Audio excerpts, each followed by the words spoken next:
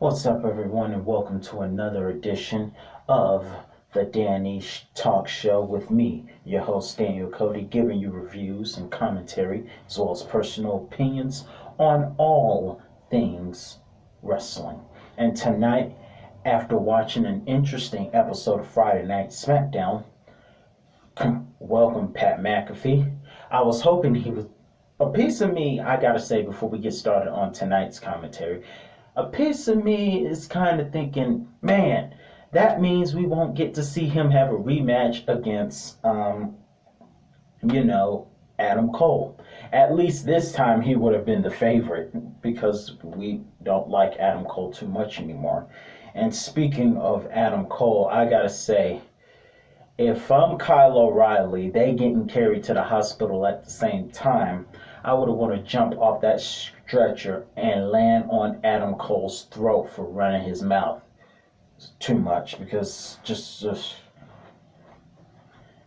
shut up. But either way, let's get into tonight's review with a new season of Friday Night Smackdown. And I have a huge question. After watching the main event tonight, what's going to happen at WrestleMania Backlash? Because after all, we thought that it would be Cesaro versus Roman Reigns. However, due to the fact that Seth Rollins interfered with tonight's match with Cesaro versus Jey Uso, yeah, it's Jey Uso, I'm thinking to myself, what's going to happen next? Because now that part's being ruined because apparently Seth Rollins is not finished.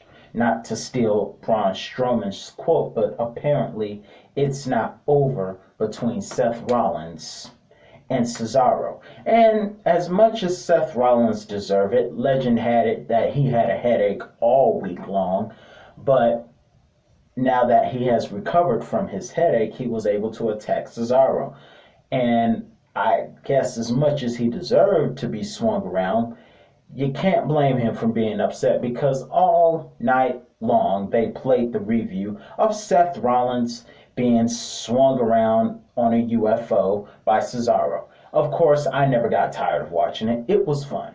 And the thing I noticed is that they provided a different perspective each time. In one perspective, they provided the fans counting how many times he was swung. In the last perspective, which was the most funniest, we got to hear Seth Rollins scream and yell as he's being swung around dizzy.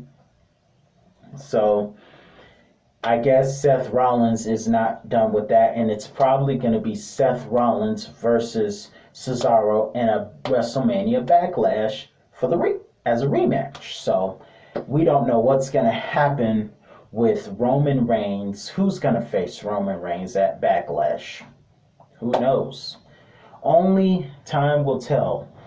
I must say they done did some extra building for virtual fans in the Thunderdome, if anyone has noticed that.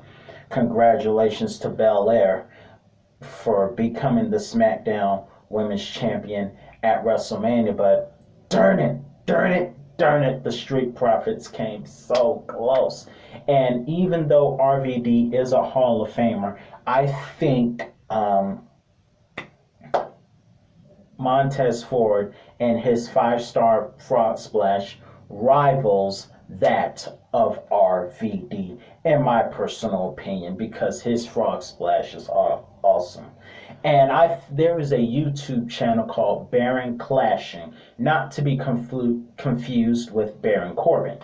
They should do a tribute to who does the best frog splashes. You have your Eddie Guerrero's, God rest his soul. You have your Rey Mysterio does it in tribute to his best friend Eddie. And then you have RVD and Cesaro. Those four are the masters of the frog splash, and I know they need more to make a Baron Clash video, but I think that particular one, Montez Ford's, is awesome. Sometimes I think he does it better than the rest. So darn it, they didn't win. I'm sorry that they couldn't bring more gold to the household. Darn it.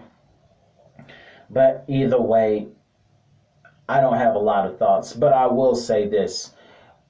Going to Monday Night Raw, I will say I'm very curious to see how they will push um, former Retribution members, T-Bar, who we knew as Dominik Dijakovic, whom I want Dominik Dijakovic back, and whoever the other guy is with the cool dreadlocks.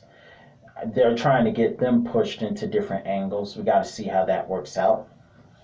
And of course, Bray Wyatt and his new birth, not to be confused with the church in Atlanta. Bray Wyatt has been reborn. And that was a funny angle. I got to bring a humorous tribute to that, so I will try to work on that in the future, but I can't make any promises. But I'm going to try and work on that in the future. Bray Wyatt rebirth. That was hilarious. I enjoyed every second of it. I started watching a lot of church videos after watching Bray Wyatt because that was my upbringing. Church in the WWE. So that was fun to watch.